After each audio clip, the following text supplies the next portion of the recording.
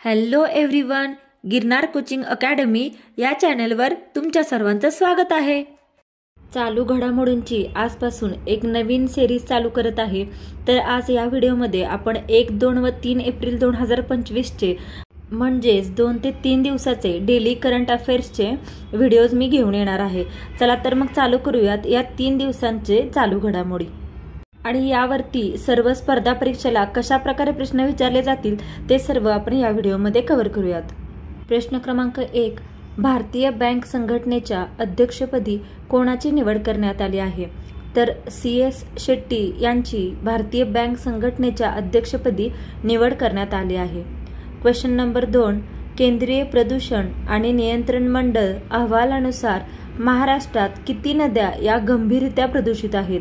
तर केंद्रीय प्रदूषण आणि नियंत्रण मंडळ यांच्या अहवालानुसार महाराष्ट्रात 56 नद्या प्रदूषित आहेत।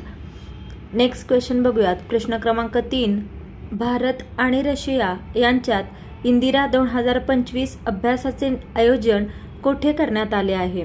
तर भारत व रशिया यांच्यात इंदिरा 2025 अभ्यासाचे आयोजन हे चेन्नई येथे करण्यात आले आहे। क्वेश्चन नंबर 4, भूकंपग्रस्त म्यानमारच्या मदतीसाठी भारताने कोणते ऑपरेशन सुरू केले आहे? तर ऑपरेशन ब्रह्मा या नावाने भूकंपग्रस्त म्यानमारच्या मदतीसाठी भारताने ऑपरेशन सुरू केले आहे। क्वेश्चन नंबर 5, पुण्यभूषण पुरस्कार 2025 कोणाला जाहीर झाला आहे? तर विजय केळकर यांना पुण्यभूषण पुरस्कार 2025 हा जाहीर झाला आहे। नेक्स्ट क्वेश्चन, महाराष्ट्र राज्याच्या 6व्या वित्त आयोगाच्या अध्यक्षपदी कोणाची निवड करण्यात आली आहे?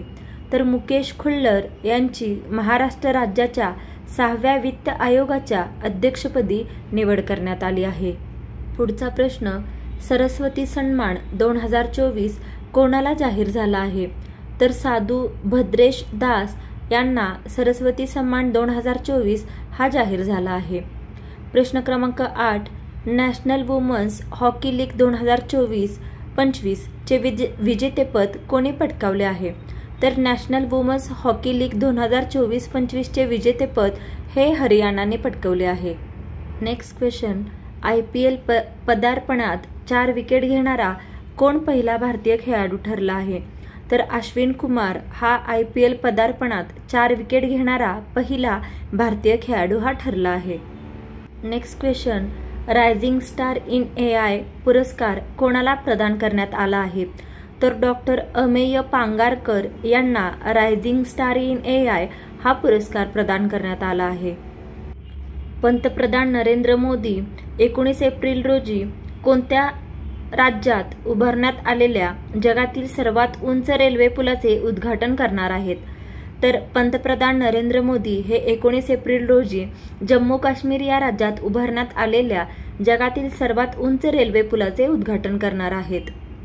चिनाब नदीवर उभारण्यात आलेल्या जगातील सर्वात उंच रेल्वे पुलाची लांबी किती मीटर आहे?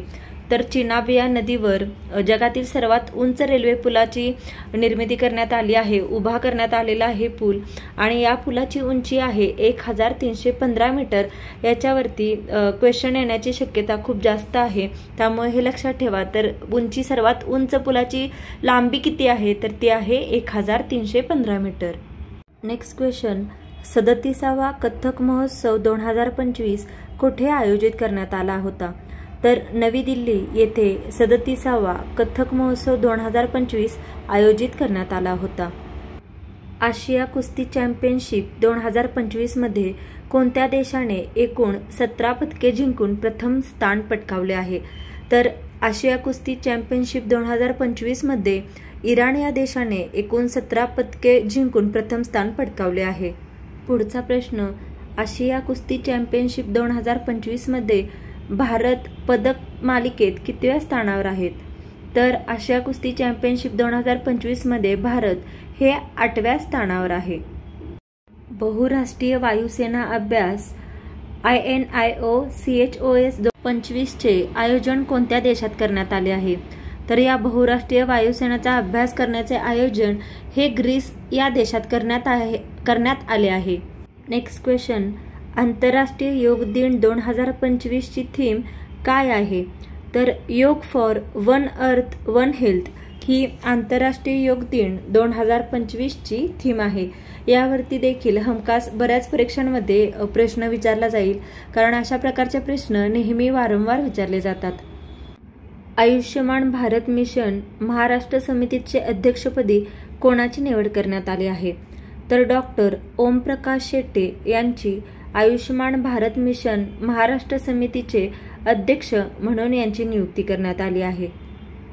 कोणत्या राज्याच्या मंत्रिमंडळाने राज्यातील 1 लाखांपेक्षा जास्त लोकसंख्या असलेल्या शहरांमध्ये ई-बाईक टॅक्सी सेवा सुरू करण्यास परवानगी दिली आहे?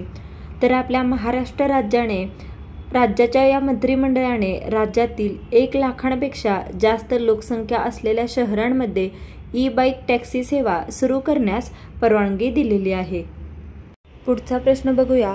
महाराष्ट्र शासनाद्वारे 2 ते 4 मे 2025 दरम्यान कोणत्या ठिकाणी पर्यटन महोत्सवाचे आयोजन करण्यात आले आहे? तर महाबळेश्वर येथे महाराष्ट्र शासनाद्वारे 2 मे ते 4 मे दरम्यान पर्यटन महोत्सवाचे आयोजन हे महाबळेश्वर येथे करण्यात आलेले आहे। चालू आर्थिक वर्षात देशात सर्वाधिक साखरेचे उत्पादन कोणत्या राज्यात झाले आहे?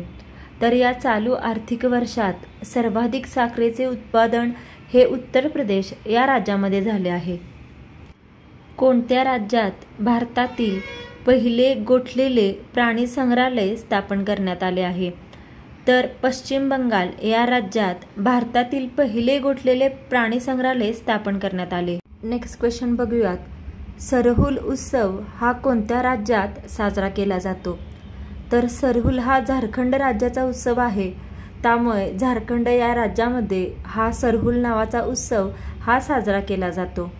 प्रत्येक राज्याचे वेगवेगळे सणवार उत्सव असतात आणि यावरती देखील या वेगवेगळ्या राज्य त्यांचे वेगवेगळे सण उत्सव यावरती देखील नेहमी प्रश्न विचारतात। Next question. वंदना कटारियाने आंतरराष्ट्रीय सामन्यातून निवृत्ती जाहीर केली असून ती खेळाडू ही कोणत्या खेळाशी संबंधित आहे? तर वंदना कटारिया ही हॉकी या खेळाशी संबंधित आहे आणि या खेळाडूने आंतरराष्ट्रीय सामन्यातून हॉकी या खेळातून निवृत्ती जाहीर केलेली आहे। पुढचा प्रश्न। The great conciliator Lal Bahadur Shastri and the transformation of India हे बुक कोणी लिहिले आहे? तर ही 2 पुस्तके संजीव चोपडा यांनी लिहिली आहेत आणि त्यांची नावं पण खूप महत्त्वाची आहेत, यावरती प्रश्न विचारला जाऊ शकतो। तर संजीव चोपडा यांनी लिहिलेली book the great conciliator Lal Bahadur Shastri and the transformation of India ही आहेत। पुढचा प्रश्न बघूयात। दरवर्षी अंधत्व निवारण सप्ताह कधी साजरा केला जातो? तर हा दरवर्षी अंधत्व निवारण सप्ताह हा 1 ते 7 एप्रिल या कालावधीमध्ये हा दरवर्षी अंधत्व निवारण सप्ताह हा साजरा केला जातो। यापुढील प्रत्येक 2 ते 3 दिवसाच्या चालू घडामोडी अशाच आपण व्हिडिओमध्ये घेऊ।